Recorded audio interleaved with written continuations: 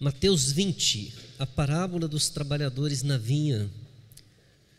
Quero ler o texto e peço aos irmãos a acompanharem silenciosamente. Diz assim a palavra do Senhor: porque o reino dos céus é semelhante a um dono de casa que saiu de madrugada para assalariar trabalhadores para sua vinha. E tendo ajustado com os trabalhadores a 1 denário por dia, mandou-os para a vinha. Saindo ele pela 3ª hora, viu na praça outros que estavam desocupados, e disse-lhes: ide vós também para a vinha, vos darei o que for justo. Eles foram. Tendo saído outra vez, perto da hora 6ª e da hora 9ª, procedeu da mesma forma. E saindo por volta da hora 1/10, encontrou outros que estavam desocupados e perguntou-lhes: por que estivestes aqui desocupados o dia todo? Responderam-lhe: porque ninguém nos contratou. Então lhes disse ele: ide também vós para a vinha. Ao cair da tarde, disse o senhor da vinha ao seu administrador: chama os trabalhadores e paga-lhes o salário, começando pelos últimos, indo até os primeiros. Vindo os da hora 1/10, recebeu cada um deles 1 denário. Ao chegarem os primeiros, pensaram que receberiam mais. Porém, também estes receberam 1 denário cada um. Mas tendo recebido, murmuravam contra o dono da casa, dizendo: estes últimos trabalharam apenas 1 hora e contudo os igualaste a nós, que suportamos a fadiga e o calor do dia. Mas o proprietário, respondendo, disse a um deles: amigo, não te faço injustiça, não combinaste comigo 1 denário? Toma o que é teu e vai-te, porque quero dar a este último tanto quanto a ti. Porventura não me é lícito fazer o que quero do que é meu? Ou são maus os teus olhos, porque eu sou bom? Assim os últimos serão primeiros e os primeiros serão últimos, porque muitos são chamados, mas poucos escolhidos. Amém. Esse é um daqueles textos que intriga a gente, irmãos. Tenho certeza que quando você lê o texto e repara a reclamação, o murmúrio do texto, você também acha que o dono da vinha foi injusto. Imagina, uma pessoa foi contratada para trabalhar das 6 da manhã até as 6 da tarde. Salário, um dia de trabalho, vamos colocar aí R$100, né? Para facilitar para a gente. Olha, você trabalha esse dia, no final do dia eu te dou R$100. Das 9 da manhã ele sai, encontra umas pessoas lá que não estão fazendo nada e diz para eles: vão trabalhar, depois eu te pago o que for justo. Bom, certamente ele deve ter pensado: vou trabalhar 9 horas, vou trabalhar das 12 horas, eu vou trabalhar 9 e vou ganhar o equivalente, não vai ser 100. Meio-dia, sai ele de novo, encontra mais uma turma e fala: vai trabalhar lá que eu depois te pago. E a mesma coisa às 3 da tarde. Quando chega às 5 horas da tarde, ele vai de novo na cidade e pergunta para alguns que estão lá: o que vocês ficaram fazendo o dia todo? Não, ficamos aqui procurando emprego e não achamos nada. Ele diz: vai e trabalha, nem que seja 1 hora, e eu te pago o que for justo. Bom, se fôssemos considerar nesse valor, ele iria trabalhar por algo menos do que seria os R$10, né? O dia de trabalho. E eles se propuseram a ir e foram, trabalharam das 17 às 18.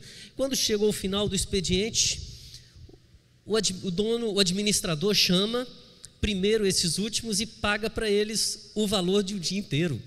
1 hora e recebe R$100. Acho que os outros olharam e falaram: oba, vai dar mais, vai sobrar um pouquinho mais para a gente.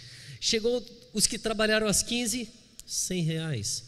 Meio-dia, R$100. 9 horas, R$100. Aqueles que chegaram às 6 da manhã e trabalharam o dia todo, vão receber, esperando mais, e recebem o mesmo tanto, R$100. Imagine se você fosse um desses que trabalharam desde as 6 da manhã.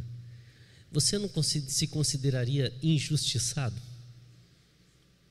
Eles foram reclamar.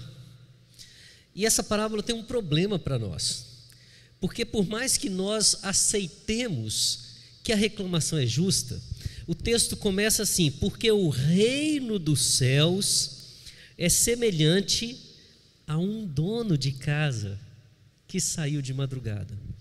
Por mais que queiramos considerar o murmúrio justo, o Senhor está dizendo que o dono da casa que é aquele que representa o reino dos céus. Então, se nós concordarmos com o argumento destes que começaram às 6, nós diremos que o reino dos céus é um reino de injustiça. Bom, Jesus não iria dizer isso, né? Então esse texto traz uma complicação para a gente, porque ou realmente a nossa concepção está errada, ou tem algo nesse texto que a gente precisa aprender. E esse texto tem algo a nos ensinar tremendo a respeito do que é graça. Mas antes de entendermos o que é graça, algumas coisas precisam ser explicadas. Primeiro, que há uma clara correlação entre esse texto e os textos anteriores. Jesus, quando ele propõe uma parábola, sempre que ele propõe uma parábola, ele está ensinando algo dentro de um contexto maior que precisamos compreender.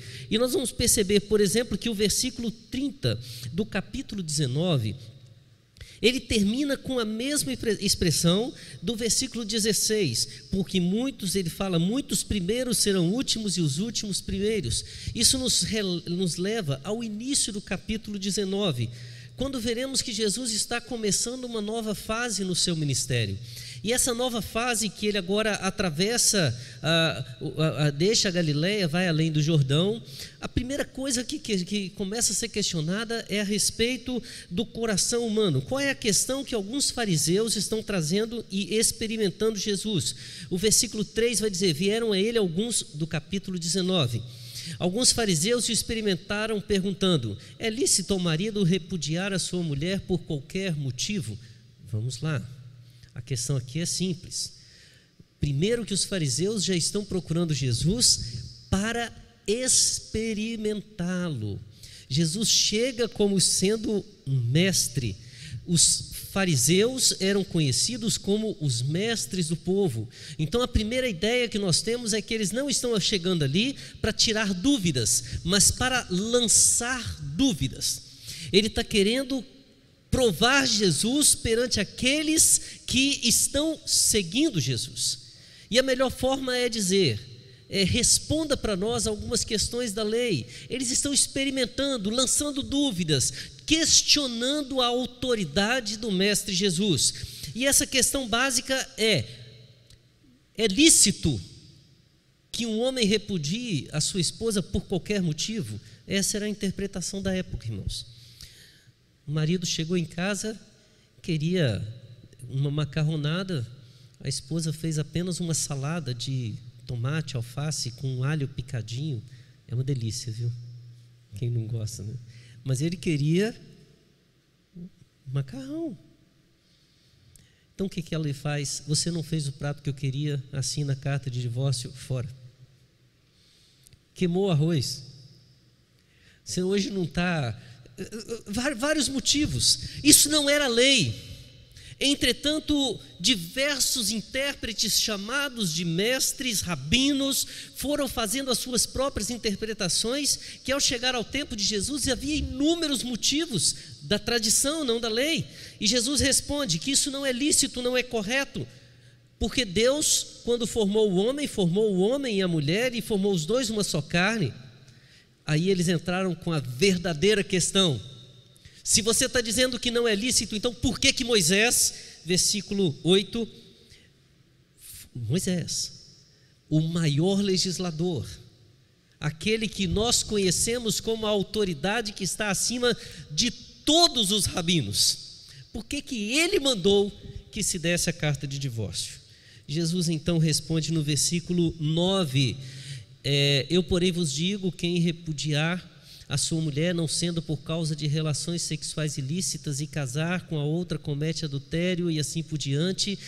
E ele está dizendo, por causa, versículo 8, da dureza do vosso coração é que Moisés vos permitiu repudiar a vossa mulher. Entretanto, tem critérios. Mas observa, ele diz, o problema está no coração do homem. E quando fala do homem, por favor, o homem e a mulher. Não existe uma nova legislação. A palavra de Deus, ela é clara, mas o coração do homem é duro. A palavra de Deus, ela deixa para nós os critérios para a vitória, para o sucesso, mas o nosso coração é duro. E é interessante que exatamente nesse contexto que ele está expressando a dureza, a insensibilidade, a tendência que existe para o mal no coração, que o texto parece ter uma pausa, porque alguns pais começam a trazer algumas crianças, e Jesus repara que os seus discípulos estão impedindo os pais de trazerem as crianças. Então Jesus repreende os discípulos e fala: não embaraceis as crianças de virem a mim, deixai-os vir a mim, não sejam pedra de tropeço, porque dos tais é o reino dos céus. E aí a gente vê como que o nosso coração é complicado, né? Porque Jesus diz: dos tais é o reino dos céus. A gente diz: toda criança vai para o céu, porque criança não tem pecado. O que será? A criança já nasce, a primeira coisa que ela aprende a fazer é chantagem. É ou não é? Ela está com fome, o que ela faz? Chora. Se demorar a trazer o alimento, o que ela faz? Chora mais alto. Não adianta o papai e a mamãe falar: calma filhinho, calma filhinha, estou indo. Não vai, é reclamar, chora, mais alto, até conseguir o que quer. O que é isso, gente? Chantagem. Ensina uma criança a falar glória a Deus, insiste. Passa alguém perto e fala um palavrão, o que acontece? Ela grava. Isso demonstra que mesmo a criança tem um coração envolvido pelo pecado desde pequeno. Davi falava: nasci em iniquidade, e em pecado me concebeu minha mãe. Então por que Jesus está dizendo que dos tais é o reino dos céus? Porque ele fala que o coração daquele que está no reino é o coração maleável, sensível. O grande destaque de Davi, por exemplo, que foi chamado de um homem segundo o coração de Deus, não foi a sua capacidade de jamais pecar, mas a capacidade de, quando confrontado, se entender que ele é pecador e deixar que o seu coração seja transformado. Muitos dos salmos que nós lemos são demonstrações claras de Davi, da sua pecaminosidade e da necessidade que ele tem da graça de Deus sobre sua vida. Qual é o problema do homem? Seu coração é duro, insensível. Qual é o coração que agrada ao Senhor? Um coração como de uma criança, que de um dia para o outro fala, numa brincadeira, fica com raiva, fala: nunca mais eu volto a falar com você. Uma hora depois, o outro diz assim: comprei um joguinho novo lá em casa, vamos jogar? Aí faz aquele dedinho, né? Acabou o nunca mais, vamos brincar. Aí o texto fala que um dos presentes, um jovem rico, ele chega para Jesus e diz assim: mestre, que farei eu de bom para alcançar a vida eterna? Essa palavra é uma palavra muito interessante, porque ao chamar Jesus de mestre, ele está reconhecendo uma autoridade que estava sendo questionada pelos mestres. Quando começa aquela sequência de diálogos, estão experimentando, questionando, provando, tentando tirar de Cristo a autoridade. Jesus responde perante a lei, fala do coração do homem, mostra o coração que agrada a Deus, e esse jovem chega para ele dizendo: mestre, Senhor, autoridade sobre nós. O que eu devo fazer de bom para herdar a vida eterna? Alguns comentaristas, quando olham para esse texto, acreditam que ao invés dele chegar ali dizendo realmente uma necessidade do coração, ele está querendo, na verdade, é se apresentar para Jesus. Tipo assim: meu coração é o coração que o Senhor tem como referência. Uma ilusão. Olha o contexto. Jesus olha para ele e fala: por que você me pergunta acerca do que é bom? Bom só existe um, que é o Senhor. Mas se queres entrar na vida, eu vou te fazer algumas perguntas. Guarda os mandamentos. Olha a resposta dele: quais? Jesus diz só os mandamentos que se relacionam ao próximo. Não matarás, não furtarás, não dirás falso testemunho, honra teu pai e tua mãe, amarás ao teu próximo como a ti mesmo. Aquele jovem deve ter se enchido o peito e falado assim: Tudo isso eu tenho observado desde que me entendo por gente. Tirei de letra, nota 10. Todos os concursos bíblicos eu ganhei. Sabe aquele concurso? Quem nunca faltou, quem esteve presente todos os domingos na igreja, eu estava lá, né? A Bíblia eu sei de cor. Não sou eu, Senhor, o coração que te agrada? Aí Jesus olha para ele e diz assim: poxa, muito bom, mas tem uma coisa só que eu vou te pedir para fazer a mais.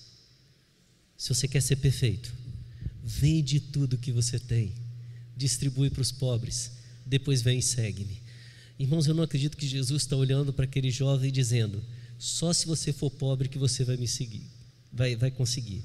Ele está testando se o seu coração de fato está no reino, ou se o seu coração ele está posto nas suas conquistas e realizações e quem sabe na sua religiosidade. E o fato é que aquele jovem desiste da pergunta: mestre, que farei de bom para herdar a vida eterna? Agora ele não quer a resposta, porque ao descobrir, ele percebeu que a vida eterna não lhe é interessante mais. Ele descobriu, revelou claramente que aquela preocupação que ele diz ter desde a sua tenra idade, desde a sua mocidade, de ajudar os outros, era só com sobras, porque se tivesse de ter sacrifício pessoal, se tivesse de ser um ato verdadeiro do coração, ele não abriria mão de nada por ninguém. E pior, ele chega à conclusão de que é melhor se afastar de Cristo do que seguir a Cristo.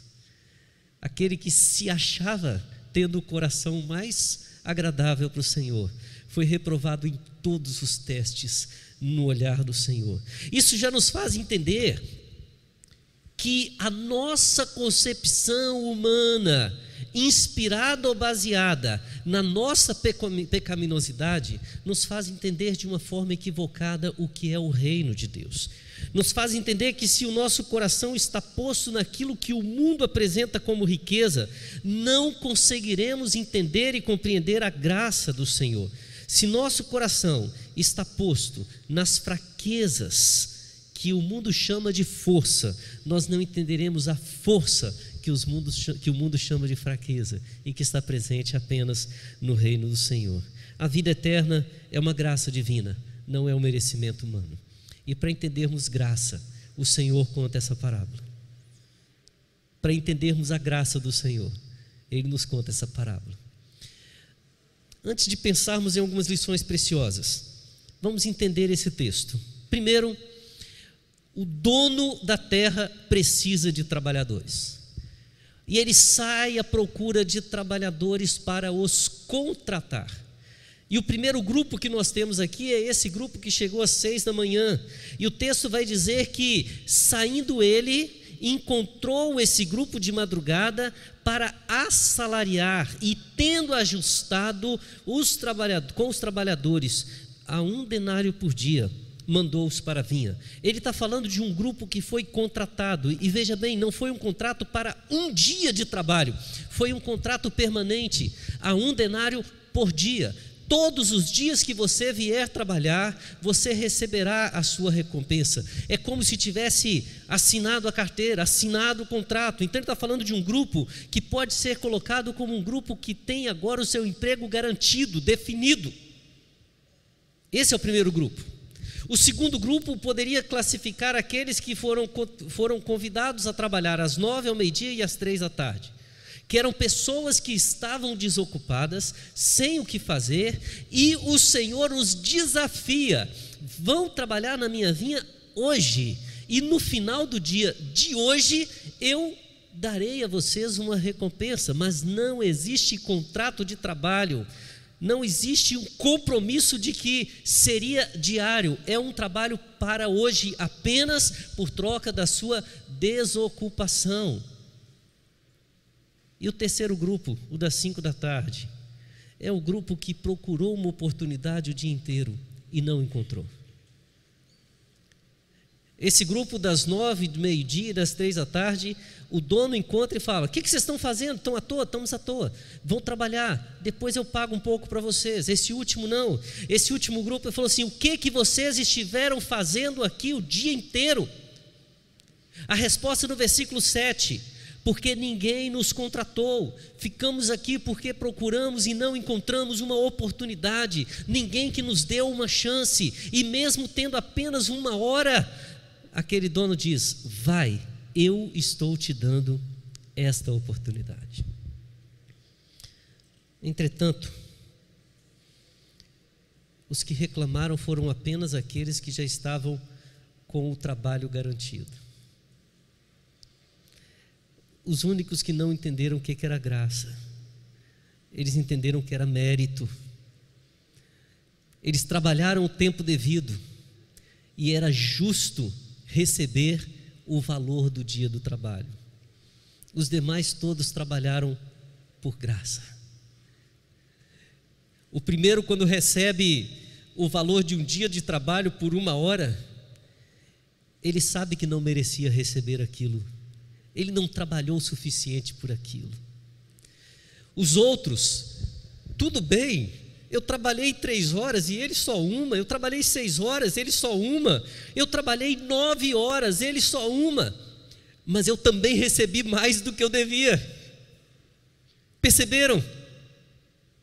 Todos estes chegaram e foram alcançados pela graça do Senhor, que lhes deu mais do que eles esperavam receber. Só um grupo recebeu o que lhe era devido, mas esse grupo era o grupo que tinha a garantia de que podia voltar no dia seguinte.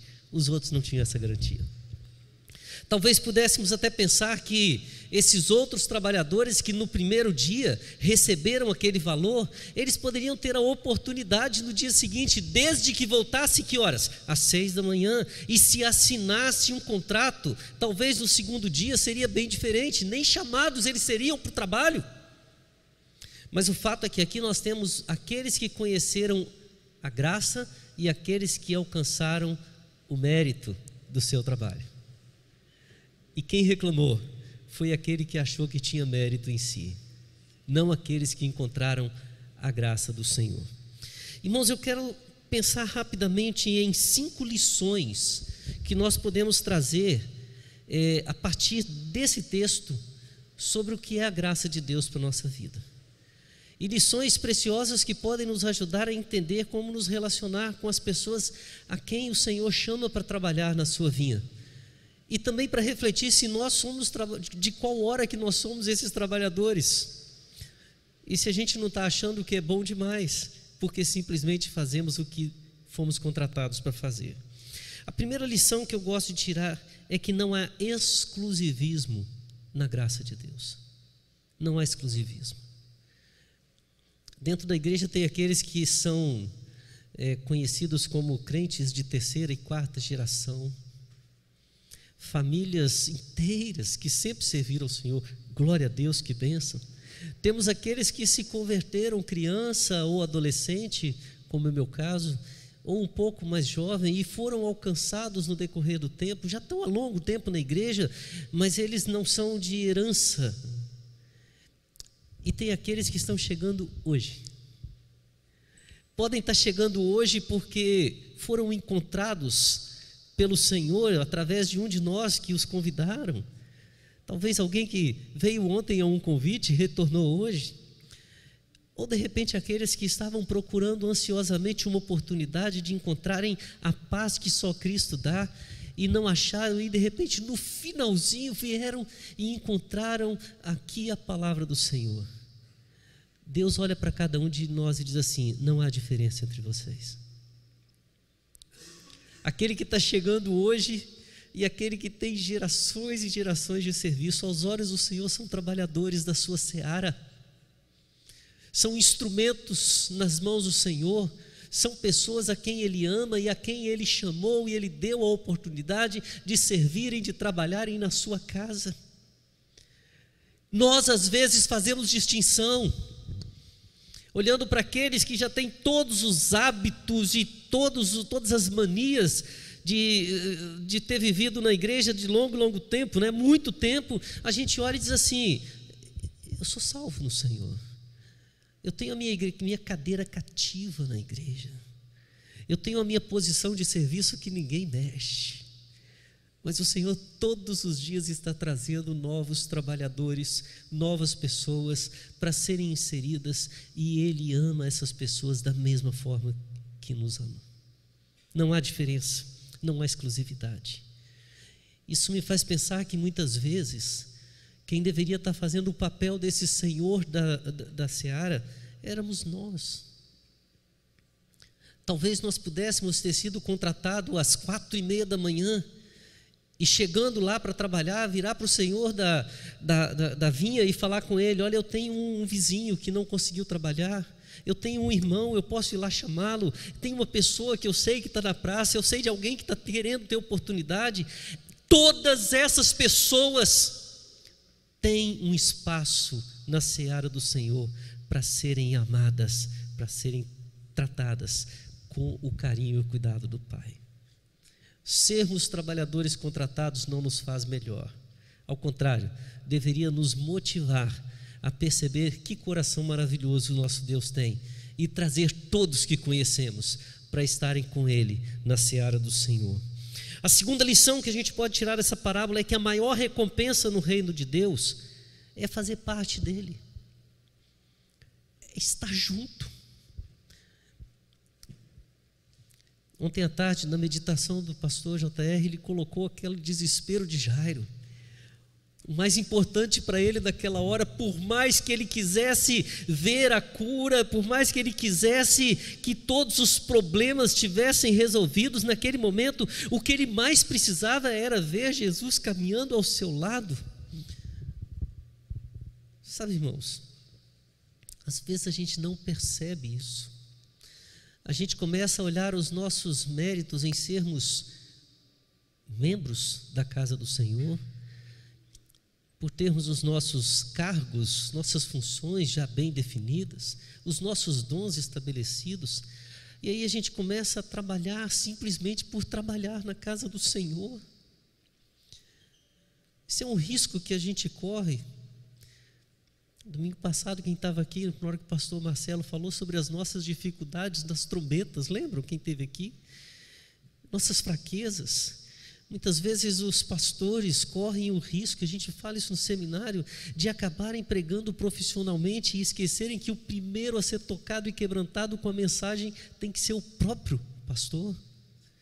Mas quantas vezes a gente vem, às vezes, para tocar porque somos bons, ou cantar porque temos essa função, ou arrumar a igreja, e esquecemos que cada vez que alguém chega aqui, pega uma cadeira, coloca no lugar, ele está servindo e adorando, e o maior privilégio não é ver a nossa igreja bem bonita, ou um evento maravilhoso como o que nós tivemos no nosso arraiá, né? E dizer, deu tudo certo, mas o maior privilégio não é que deu tudo certo, é que nós somos parte da obra do Senhor, somos trabalhadores do Senhor, e Ele está aqui, e por mais que nos agrade, nos alegre, fazermos bem feito, a nossa alegria é vestir o uniforme do reino do Senhor, do reino de Deus.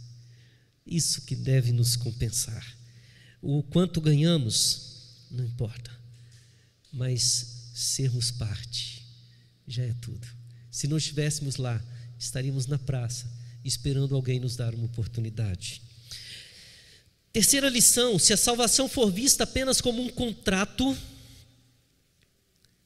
de fato os primeiros foram injustiçados. Mas não é porque eles deveriam receber mais, e sim porque os outros deveriam receber menos. A injustiça não está no fato de chegar na hora de pagar os das 6 da manhã e dizer para eles o mesmo valor, porque olha a expectativa deles: se ele pagou R$100 da primeira hora, na minha vez eu vou receber 200. E eles ficam se sentindo injustiçados porque receberam menos. Mas o contrato diria: é isso que eu combinei pagar para vocês, não é isso? Logo, se tivesse de fazer justiça nesse caso, o dono tinha que chamar todos os outros e tirar deles o que havia sido dado a mais. Quando olhamos para os nossos méritos, muitas vezes queremos receber mais do que nos é devido, mas na verdade esquecemos que nós estamos insatisfeitos, é porque outros receberam mais do que nós achamos que deveria. Ao invés de oferecermos mais, nós queremos tirar dos que receberam. Eu lembro de uma cena um pouco cômica, né? Nesse meu tempo lecionando no seminário, uma certa vez, professores nunca erram, né, gente? Mas de vez em quando se equivocam, não é isso? E eu cometi um equívoco. 2 alunos responderam a mesma coisa na prova, mesma resposta. Para um eu dei certo, para o outro eu dei errado. Quem reclama numa hora dessas? O que está errado. Ele chegou com as 2 provas na minha mesa, e já chegou de uma forma bem clara. Como é que é, professor? 2 pesos e 2 medidas? Para o aluno que o senhor gosta, o senhor diz que está certo, para o que não gosta, o senhor diz que está errado? Olha aqui, a resposta é a mesma. O senhor deu certo para ele e errado para mim. Por quê? Eu falei, você tem razão, deixa eu pegar e corrigir isso. Olhei as provas, vi e falei assim, vou corrigir, vou fazer justiça. Fui na prova do que eu tinha dado certo e coloquei errado e tirei os pontos dele. A resposta estava errada para os 2. Aquele que achou que estava certo, pegou a prova, o outro deu a prova, está tudo certo.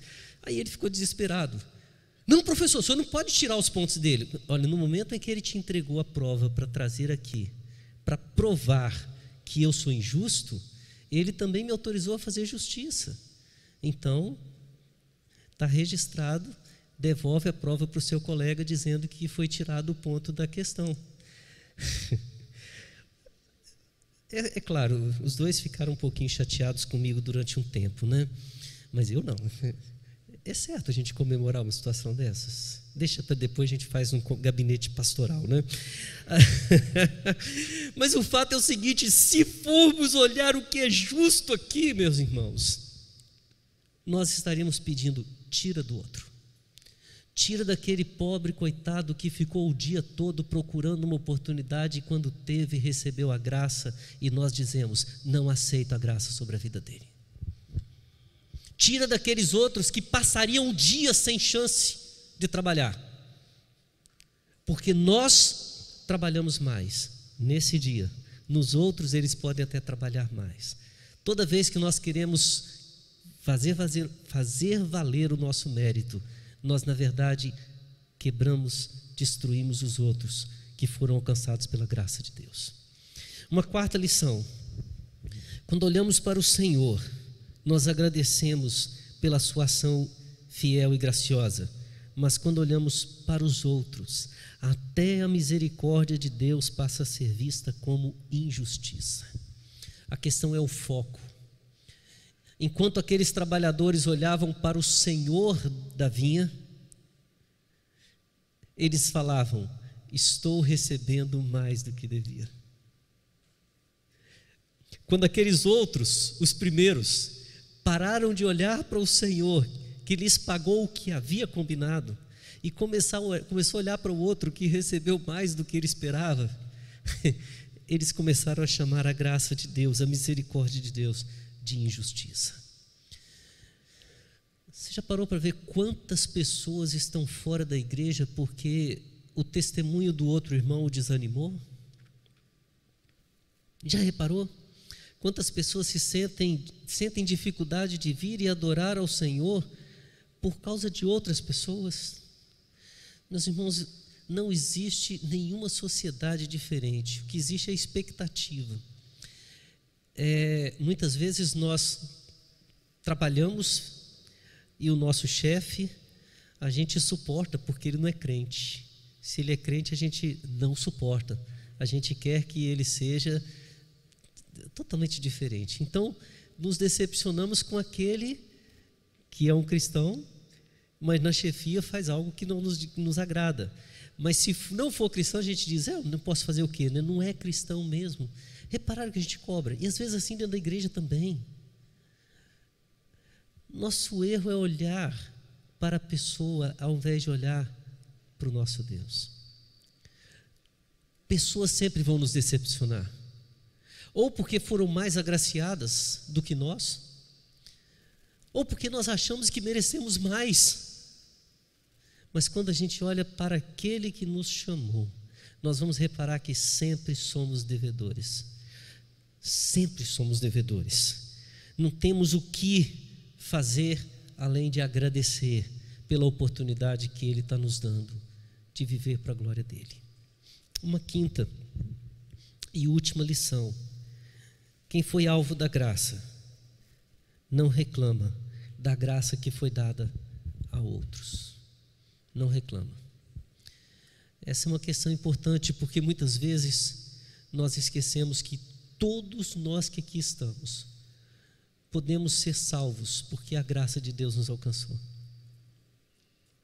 Todos nós. Talvez você olhe para a sua vida e diz assim: precisou de pouca graça, né? Eu sou uma pessoa que eu não sei se é pouco ou muita. Tem pessoas que falam assim: não, eu sou uma pessoa que sempre foi boazinha, sempre estive firme na igreja, tal. E às vezes o Senhor diz: olha, são mais difíceis essas entenderem Jesus, porque elas se consideram tão boas que não conseguem entender o quanto são tão pecadoras quanto as demais. Mas tem outros que olham para a sua vida, percebem tudo o que foi feito e dizem assim: eu não merecia estar aqui. Querem um exemplo? 2 ladrões, condenados à mesma morte que Jesus, um à sua direita, o outro à sua esquerda. Um deles olhava para si mesmo, queria ser salvo da cruz, direcionava-se a Jesus e falava: você não disse que é filho de Deus? Você não falou que derrubaria, que reconstruiria o tabernáculo em 3 dias? Cadê o seu poder? Mostra agora, tira a gente daqui. Jesus não respondeu a ele. Agora o outro manda o seu colega se calar e fala assim: nós estamos aqui porque merecemos. Ele não, nós merecemos. E para um ladrão falar isso, pode ter certeza, ele não era um bom ladrão, como alguém fala, não. Para merecer a cruz, ele sabia que tinha assassinatos, que ele tinha se envolvido em coisas ruins, que ele era um sujeito mau para a sociedade. Ele sabia disso. Ele reconhece isso. E ele olha para Jesus e diz: lembra-te de mim. Ele não pediu nem, por favor, me dá a chance de ser salvo. Lembra-te de mim. E gente, olha que coisa engraçada. É o único na Bíblia que nós podemos afirmar: esse foi para o céu. Porque Jesus que disse para ele: hoje estarás comigo no paraíso. Isso é graça. Nenhum de nós estenderia a mão para esse homem e diria: eu te amo. Mas Jesus o amou, independente de ser essa a última hora. Os outros, o da 9ª, da 6ª e da 3ª hora do dia, nenhum deles reclamou, porque todos eles entenderam o que é a graça. Mas aqueles que achavam que tinham mérito foram os que reclamaram. Eu acho que a gente, olhando por essa ótica, só precisa saber em qual hora do dia que nós começamos a trabalhar. E se você sabe que horas que você começou a trabalhar, você já sabe a diferença entre ser meritório ou agraciado. E se você ainda acha que por um simples contrato você tem mais direito que todos os demais, você vai continuar olhando para essa parábola e dizendo assim: foi injustiça. o dono da vinha foi injusto. Ele tinha que ter me pagado mais. Mas se você se entende como um dessas outras horas, que foi convidado pelo Senhor, que recebeu a graça de ser chamado a vir e estar aqui com Ele, que não tinha oportunidade, mas recebeu nele, olha, o que você vai fazer é sair daqui dizendo para todos os que você conhece: há oportunidade para você na casa do Senhor. Conheci um Deus que me amou, apesar de quem eu sou. Eu conheci um Senhor que os mestres talvez diriam: foi reprovado, não conhece a lei, mas Ele me aprovou. Meu coração era duro, mas Ele o quebrou. E você vai olhar para essa parábola e dizer: o reino dos céus é semelhante a esse dono, porque no reino dos céus há espaço para mim. Que Deus nos abençoe, irmãos, e que a gente compreenda essa graça que nos move a servir ao Senhor com um coração como o de uma criança, não religioso, não fechado em cima de leis, mas um coração de alguém que foi convidado e encontrou em Cristo a sua salvação.